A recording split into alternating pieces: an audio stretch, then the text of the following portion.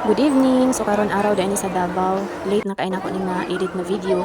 Kaya wala lagi kay quick time. So kani nga time ako ang anak perte gid ka sweet.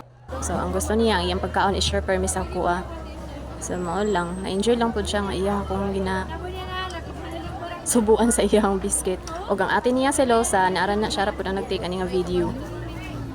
Dili lang jud swerte ni nga panahon kay instead na ilaag na mo ning bata. Ni ulan naman hinuon.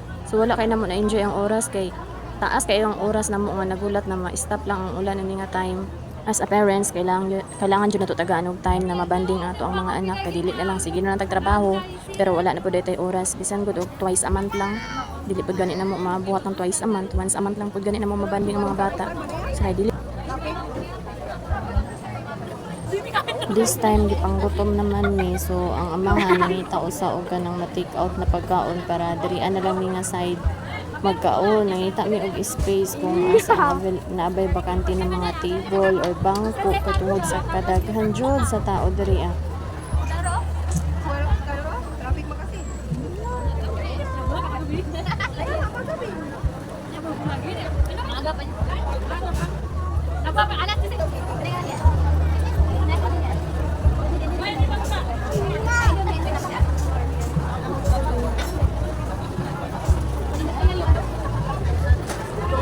si na-enjoy pag-ayo ang manghod so ang ate para napasulirat na sa mata.